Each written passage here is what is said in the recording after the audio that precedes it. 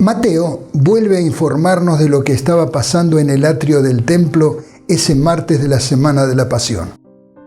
Los fariseos se reunieron al oír que Jesús había hecho callar a los saduceos. Por tercera vez se juntaron para discutir otra forma de inducirlo a decir algo que pudieran usar contra él. Esta vez lograron persuadir a cierto sabio escriba a que interrogase a Jesús.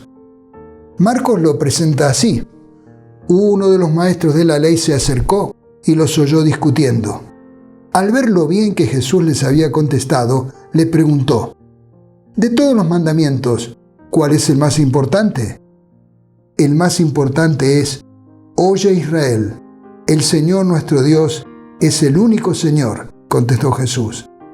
«Ama al Señor tu Dios con todo tu corazón, con toda tu alma, con toda tu mente y con todas tus fuerzas.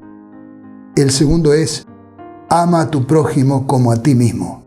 No hay otro mandamiento más importante que estos». Por su parte, en el registro de Mateo, la respuesta del Señor concluye así: «De estos dos mandamientos depende toda la ley y los profetas».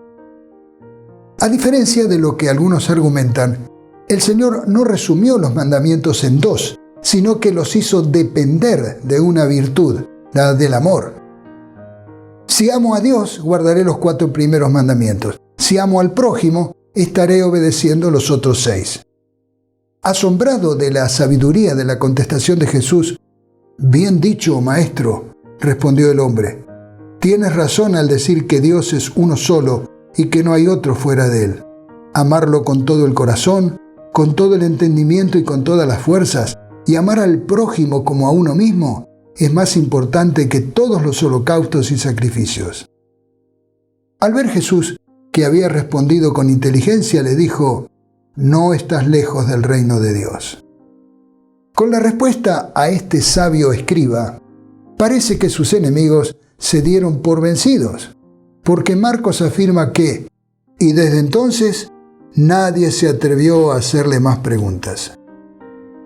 Habían fracasado los 3 intentos de conseguir que el maestro se incriminara.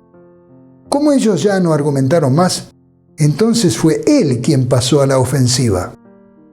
Mientras estaban reunidos los fariseos, Jesús les preguntó: «¿Qué piensan ustedes del Cristo? ¿De quién es hijo?» «De David», le respondieron ellos. «Entonces, ¿cómo es que David, hablando por el Espíritu, lo llama Señor?» Él afirma: «Dijo el Señor a mi Señor: siéntate a mi derecha hasta que ponga a tus enemigos debajo de tus pies». Si David lo llama Señor, ¿cómo puede entonces ser su hijo?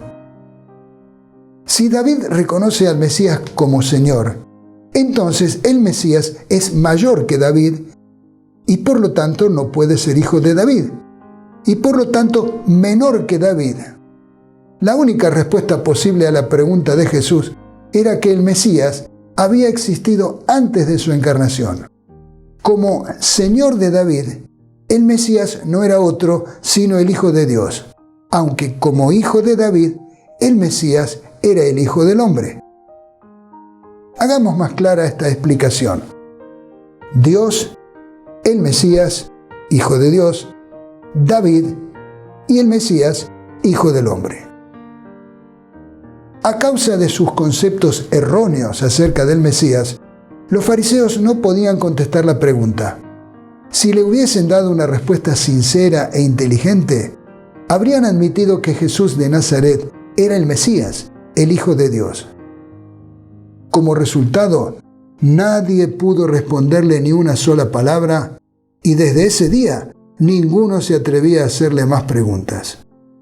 Los dirigentes judíos descubrieron que no tenía sentido hacerle más preguntas a Jesús, porque cada vez que le presentaban un dilema, Jesús demostraba que eran ignorantes de las Escrituras e incompetentes para ser los dirigentes espirituales del pueblo.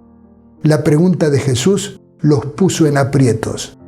Cada vez que procuraban confundirlo, ellos salían perdiendo. Suele pasar con los que no caminan en los pasos de Jesús.